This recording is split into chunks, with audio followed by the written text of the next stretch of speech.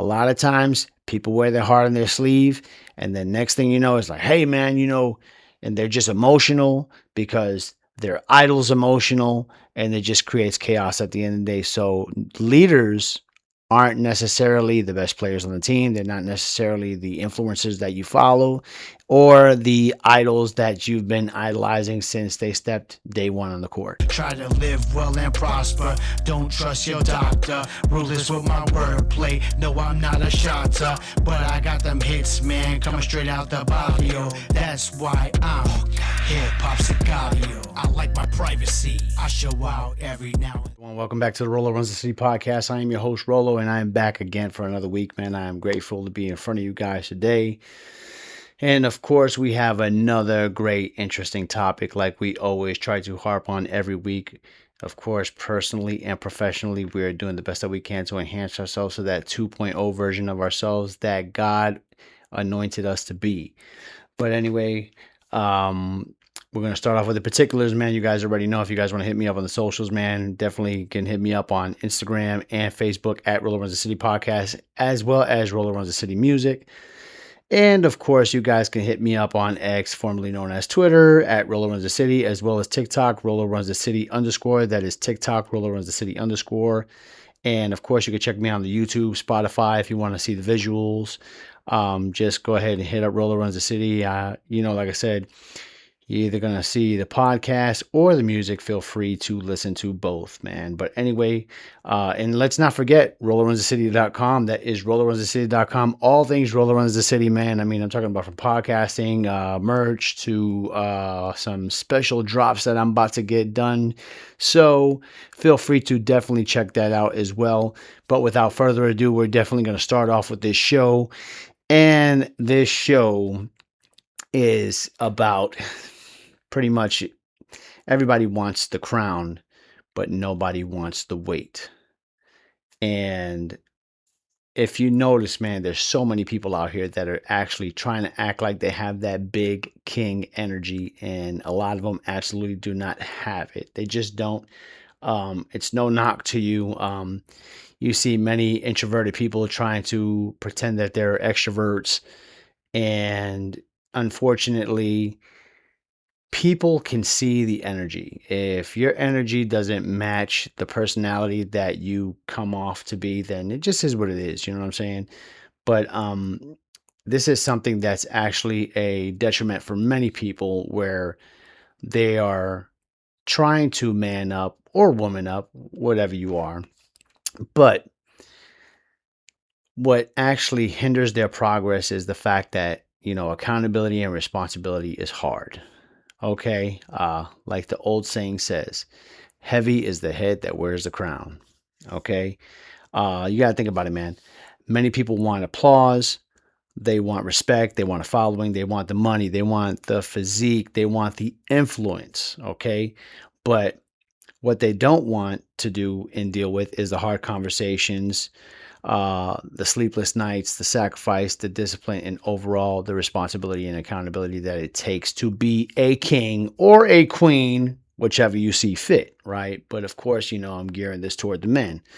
But what people don't understand is they run into situations where they think they're ready for something because it's like, obviously this is an old meme. This was like back when memes like first started, right? They always say, "Oh, this is they see the iceberg or whatnot, right? And they see this mountainous iceberg, right? Like which is like a representation of the finished product, but they don't see what's underwater, and that's like all the work that it takes for that iceberg to actually stay erect into the ocean." And this is absolutely true, man. People love the finished product, but they avoid the process. They don't want anything to do with the process.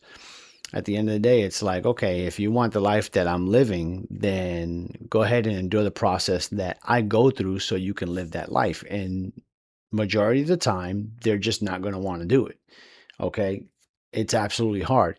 I don't recommend anybody try to live anyone else's life, but it's like if you want to try to model something and try to improve, and what the results that you're getting is absolutely not what you want because of you've been following your own blueprint, whether you believe it or not. I mean, you do have blueprint, whether it's a structured blueprint or it's just going all willy-nilly with it, but there's a consistency with your inconsistencies. So if there's many people that are actually trying to do something, say, oh, okay, well, I want to adapt what these people are doing, you're going to realize that many successful people, they sacrifice a lot, and it comes at a price, so just understand that, be careful what you wish for, because when you get put into it, you may not want it. Okay. All right. But people want to be the king so bad until it's time to carry the kingdom. Okay. um at the end of the day, um it's really about delegation, because you can't do everything, and you have to have trust in your people around you to get the things done that you see fit that need to get done, and hopefully they can execute at your level. But at the end of the day, that comes with trust. Okay.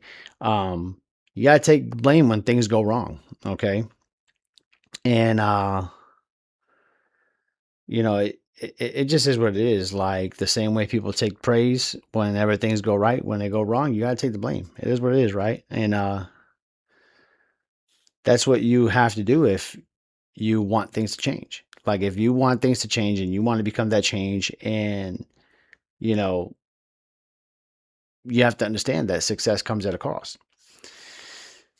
And in order for things to actually change, like you're gonna have to understand that's it's a double-edged sword. Like I said in the past episode, man, the same way you take criticism is the same way you gotta take the blame. It is what it is, but success comes at a cost, and that's just, it is what it is, right?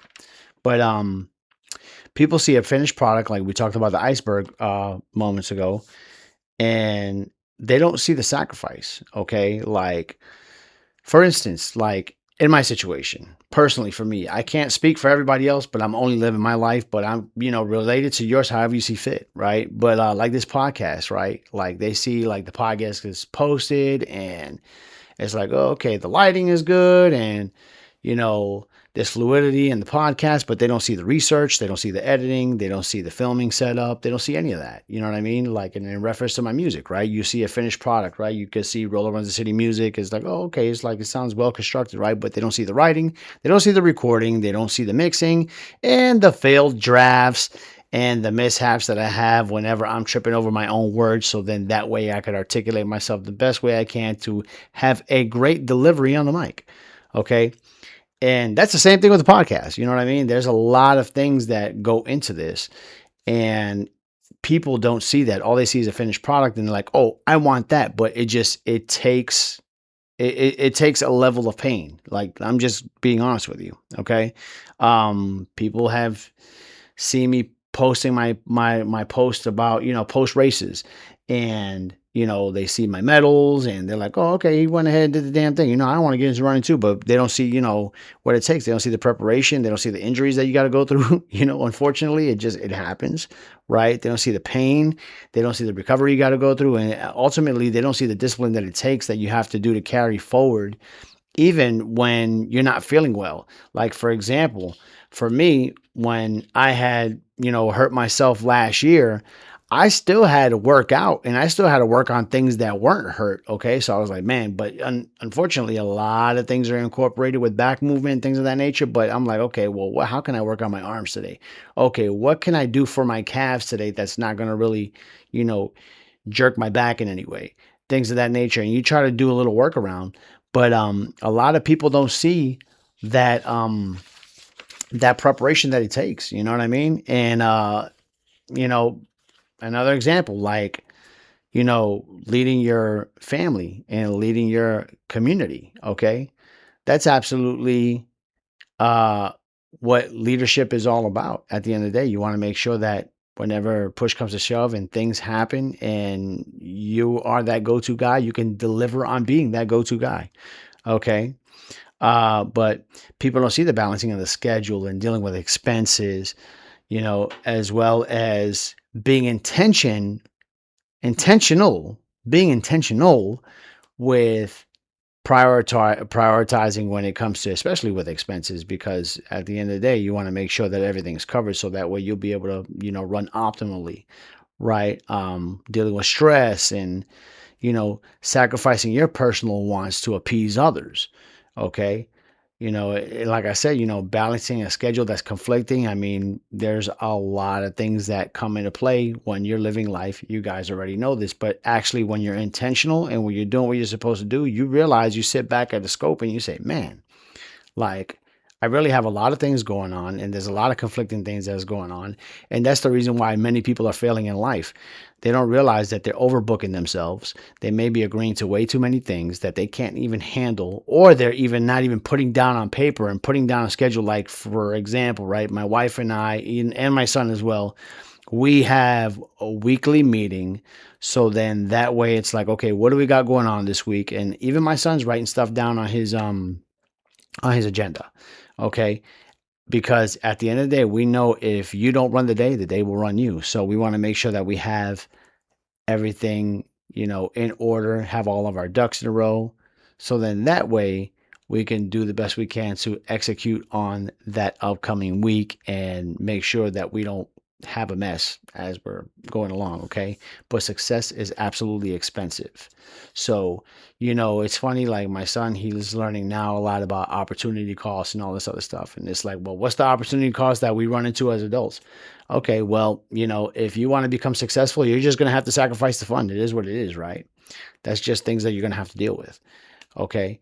As well as, the fact that, excuse me, as well as the fact that if you just want to have fun, well, your opportunity cost is possibly just not being successful, because you have to have a good balance between the two. I'm not trying to tell you to work as a robot, but at the same time, we are human. But if you're trying to become the highest level of yourself, the best thing that you could possibly do is to make sure that you have a structure and a system that you can follow that's duplicatable. So then that way everybody's able to operate on the same system, and, replicatable, so they can execute on it every day. So, like I say, man, all the time, it is what it is, right? But leadership isn't popularity. Okay. I'm going to give you a few examples of non-leaders. Okay. We'll even go into the world of sports, right? So I recall, this was a while back, obviously, but I remember when Kyrie went to the Boston Celtics. Kyrie Irving. Kyrie Irving was the absolutely best player on the team. He had got hurt that year, and I believe they ended up his first year there, and they ended up advancing to the Eastern Conference Finals. And this was while he was hurt, so he really, not saying that he wasn't a factor, but of course he wasn't a factor because he wasn't in the playoffs. But just because you may be the best player on your team doesn't necessarily make you a leader. Okay. And that's what a lot of people don't understand. And that's stuff that we're actually missing right now, especially like in sports. That's one of the reasons why I really don't like to indulge in sports anymore, because of the fact that you're pushing the older guys out the door, and you got these new guys coming in, and everybody's great athletically and they're able to perform at a high level. However, there's no leadership because, this so and so quarterback hasn't lived long enough to actually tell these guys life experiences that are on the offense and try to pump up his defense, and vice versa. You know what I'm saying? Like, there's just things that are going on that don't make sense to me. And it's like the blind leading the blind. Okay. Your favorite influencer, man, whoever's on Instagram, TikTok, Snapchat, whoever you're like looking at on social media, just because they're able to sell you a couple of things that they've done sponsorships with, doesn't necessarily make them a leader of recommending on how you live your life. Okay. And you got a lot of these ass clowns now that they're over here making videos and, like I said, in rented exotic vehicles, doing the rented lifestyle, trying to show you, hey, man, look at me. And they're trying to give off alpha male energy. But in actuality, all they're doing is absolutely lying to the camera. Don't mind doing it, because you got yuppies that are going right ahead and they're actually believing all this crap. And next thing you know, their numbers are going up because they have a massive following. And that is an absolutely dangerous territory to be in when you have an absolute big following and you are freaking clueless. Okay. Um, a lot of people ain't gonna like what I'm about to say, but it is what it is. I look at a guy like LeBron James. LeBron James, I wouldn't consider him to be a leader, so to speak. Not questioning the fact that he's, a great dad doing what he's supposed to do for his son, trying to position him the best way that he possibly can. So then that way, when he's off to the sunset and he retires, his son still has something to do in reference to like, playing basketball, whatever, professionally, whatever, however they see fit. But in reference to leadership, it's a dangerous territory. Okay. And for me, this is the way I see things. I know how to compartmentalize well, but the way that I carry myself in trying to be the leader of my family is the same way I try to carry myself and try to be a leader in my community, because those values, they actually coexist with one another. And it's like, okay, well, I can actually duplicate this to this situation because a community is just an extension of your family, right? But we look at a guy like LeBron James, he can't bring leadership values to the Lakers because, at the end of the day, I'm not saying no, in fact I am going to say it, like they're all equals at that point. Hey, they all play ball, they all do this, they all do that, they all have the same skill set in reference to talents of playing in the NBA, right? Or let's even take it down to a deeper scope. When you have a lot of these guys, they try to go into the political arena and they try to dictate their fan base on who you should be voting for. And I don't really so much agree with that, because people need to learn how to make up their own minds. Like for all, my Gen Xers and my millennials and younger millennials who were able to actually see Michael Jordan play till the end of his career or whatnot. Michael Jordan is the best basketball player to ever step on the basketball court. But of course, I always say this argument because I'm a Kobe guy. I love Kobe because I'm all about the Mamba mentality, right? But but with that being said, just because he was very influential on the basketball court, and he was, of course, he was an authoritarian, but they said he was a great leader in reference to when he was playing. And I'm talking about Michael Jordan. It was kind of the same for Kobe as well. Obviously, carbon copy of Mike, right? But um, my thing is, you didn't hear Jordan coming with crazy rhetoric about stuff that he didn't quite know. And it wasn't because he didn't know because he didn't want to know. It wasn't this narrative of shut up and dribble the ball type deal. It wasn't that. It's just that he said, "Hey, my specialty is in this court." Okay? And I recall, like, back in the day when people were trying to get political with him, he was like, "Hey, Republicans wear basketball shoes too." Like, in other words, he's trying to tell you, like, I don't get caught up into this political thing because I stay in my lane. Do I have my personal beliefs? Yes, but you don't need to know my personal beliefs, because at the end of the day, I'm here to play basketball. And I'm not saying anything bad about LeBron in reference to, like I said, him being a family man, him directing people, um, on how they should parent. I'm like, I'm cool with it. I mean, who am I to say anything? I mean, he's got a kid that, that is his firstborn and is playing on the same team as him in the NBA right now. So I'm like, to me, that's success, right?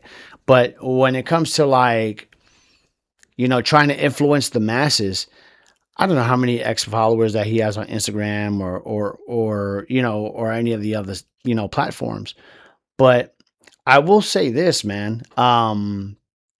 It's absolutely dangerous when you start talking about things that can influence the masses.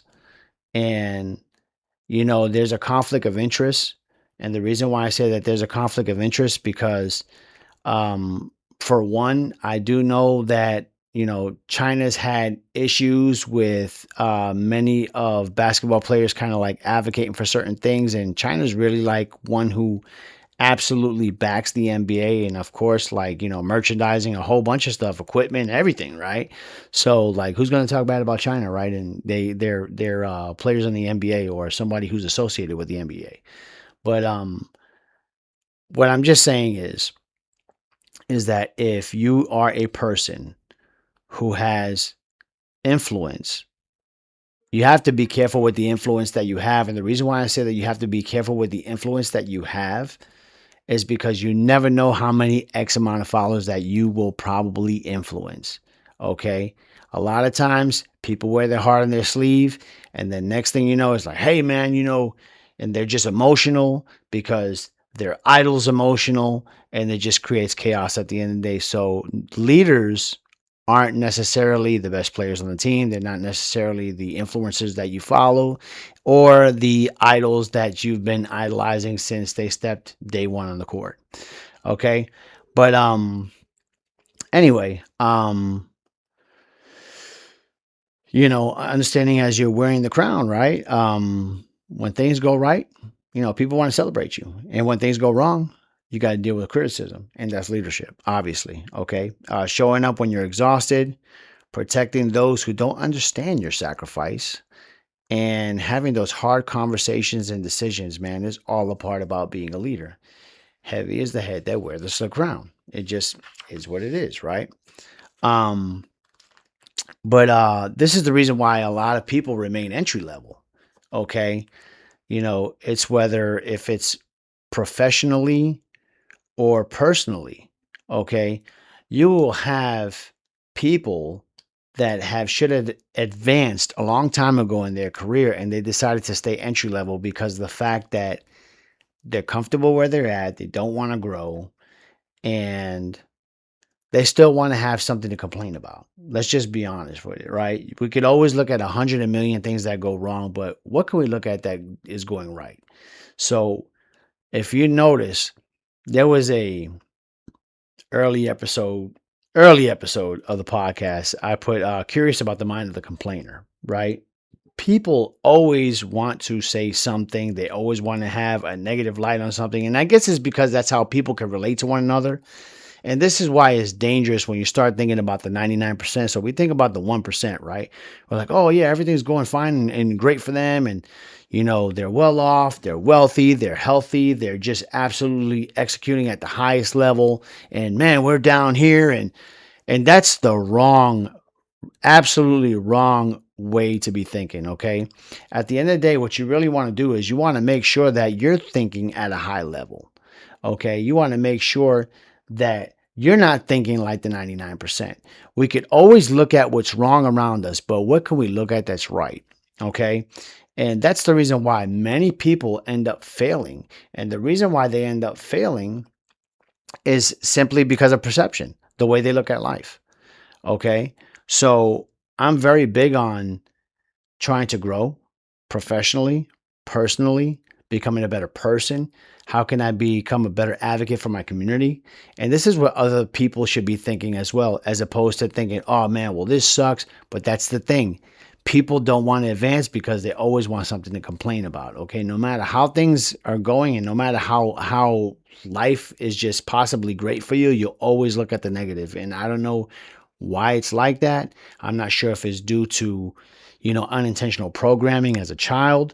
And, that's something that actually has to be evaluated. It really does. I don't know if there's been a research study on that. I have not looked into it, but I can look into it. And if I find something out, of course, it'll be another podcast episode, right? But yeah, I actually had an early episode called Curious About the Mind of the Complainer. And man, like I said, it's a scary notion, man. But for people to just always gear themselves into thinking the negative, like I don't see what benefit you're getting from it, so I wouldn't know why you would do it. But it is what it is, right? But you have to ask yourself a question, man. Are you built to be king? Okay. Uh, you know, you got to be able to handle the criticism. You got to be able to handle the loneliness. You got to be able to handle delayed gratification, because instant gratification is not going to make you a king, man. It just is what it is, right? And one thing, can you carry the weight of the crown, right? This is something that many people, fear, okay? They fear it because, like, life is scary, man, especially as a man. You try to make sure that you take care of yourself. If you become a father, you definitely want to think about, how am I going to provide for my kids? How am I going to protect my wife? How am I going to be known as the leader that needs to be, you know, that needs to be executing what needs to be executed for this family to become successful? You think about things like that, okay? As a man, if you're intentional, if you're not, running off of your subconscious mind, if you're absolutely cognitively aware and you're being very intentional in seeing what's going on, these are your thoughts. Okay. I know they're mine, and I'm hoping that they're yours too. But God gave you a vision, man. He gave you a vision, and you have to stop doubting yourself.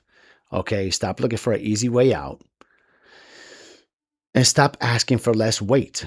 Okay, get uncomfortable and be comfortable with the uncomfortable. And the reason why I say that is because so many people right now, they don't want the burden, and they just want life to be easy. Life is not easy, but you have to do what you can to get better. You have to enhance yourself in any way that you could possibly enhance yourself, professionally, personally, just in any way, shape, or form. I mean, if you're a person who's good at a trade, definitely get your certifications, do what you need to do to, get yourself a trade. There's plenty of, online platforms now. There's plenty of free courses now that can actually get you in the door of many of these places to become a VA, a virtual assistant, whatever you decide to do, making money on the side. So then that way you can try to go ahead and fuel your dream. But what I want people to understand is it's not easy to be king.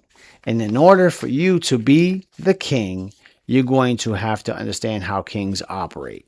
Now, I'm sure that you guys are thinking like, oh, but a king doesn't do anything and a king doesn't do that. And he's always saying this and he orders to do that. But you know what? A king is able to run his kingdom because of his decision making, because of his multitasking, because of his knack for making a decision, whether it be right, whether it be wrong. He sticks with his guns, and it just is what it is, right? So many people want to have this success. Many people want to be a leader, but they are not willing to go ahead and adhere to the responsibility that it takes to be that leader, also known as your king. Anyway, man, that's my time this week. I'm greatly appreciative of you guys checking me out, man.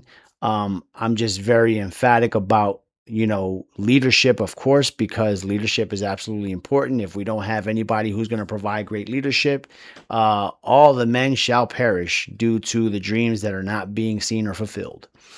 It is what it is, man. But look, y'all take care. Godspeed, man. I greatly appreciate you guys checking me out for another week. And like I said, feel free to hit me up on the socials, man. It's me. Feel free to hit me up. I definitely appreciate you guys hitting me up, sending me DMs, as well as leaving comments on my videos. I do the best that I can to get back to you guys. But, dude, I'm very grateful for you guys.